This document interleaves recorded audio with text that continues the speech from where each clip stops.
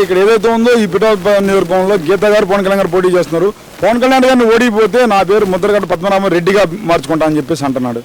ఏమంటే ముఖ్యంగా నమస్కారం అండి అందరికీ. పద్మనాభం గారు పేరు మార్చుకోవడం కాదు, ఆయన ఆల్రెడీ ఎప్పుడో మార్చేసుకున్నారు. ఆయన ముందే పెట్టుకోవాలి, కాకపోతే కొంచెం ఆలస్యమైంది అంతే ఆయన రెడ్డి కింద మార్చుకోవడానికి.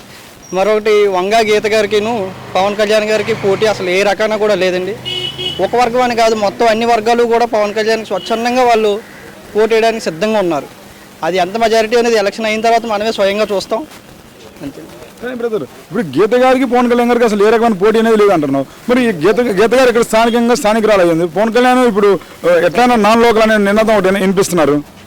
ఎవరండి నాన్ లోకల్? వంగా గీత గారు ఇక్కడ స్వయంగా ఏం లేరు కదా, ఆవిడ నాన్ లోకలే. ఎప్పుడో ఒకసారి వచ్చి కనిపించి వెళ్ళిపోయినంత మాత్రం ఆవిడ లోకల్ అవ్వరు కదా. ఇప్పుడు ఎవరు ఎక్కువ సేవ చేశారు, ఏం చేశారు అనేది చేసిన తర్వాత తెలుస్తుంది. మరి ఇప్పుడు ఎలా ఉంది? ఇప్పుడు మీరు ఏదైతే ఉన్నారో మరి ప్రచారాలకు వెళ్తున్నారు, ఎలా ఉంది మీ పార్టీ అసలు ఎలా ఉంది రెస్పాన్స్ ప్రజల్లోకి వెళ్ళినాక? మాకైతే నిజంగా ప్రజల దగ్గర నుంచి అయితే చాలా మంచి రెస్పాన్స్ ఉన్నదండి. మేము అడగకుండా స్వచ్ఛందంగా వాళ్ళే చెప్తున్నారు చాలా బాగుందండి, ఈసారి ఖచ్చితంగా పవన్ కళ్యాణ్ వస్తారు. అలాగే ఎంపీ అభ్యర్థి శ్రీ ఉదయ్ శ్రీనివాస్ గారు కూడా ఖచ్చితంగా ఆయనే వస్తారు. ఆయనకు కూడా ప్రజలు అన్ని రకాలుగా కూడా ఆయనకి సహకరిస్తున్నారు. కానీ పార్టీ పెట్టి 10 ఏళ్ళు అవుతుంది, అసలు పార్టీని అనేది ముందుకు తీసుకెళ్ళబోయాడు. ఒంటరిగా ఈ రోజు కూడా పొత్తులు లేకుండా పోటీ చేయలేపని చెప్పేసి వైసీపీ ప్రధానంగా విమర్శిస్తుంది.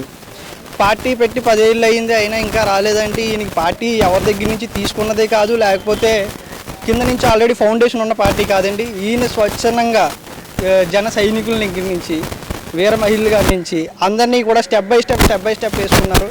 ఆ ప్రాసెస్లో ఇంత టైం అనేది చాలా తక్కువ టైంలో మేము నిజంగా ఇంతమందిని అలా గ్యాదర్ చేసుకున్నాము. ఏది ఆశించి కూడా ఏమీ పెట్టలేదు ఆయన. సో ఇంత టైం పట్టింది, అయినా కూడా మా పార్టీ పవర్ఫుల్గా ఉన్నదండి. జనసేన జై జనసేన, జై పవన్ కళ్యాణ్ గారు.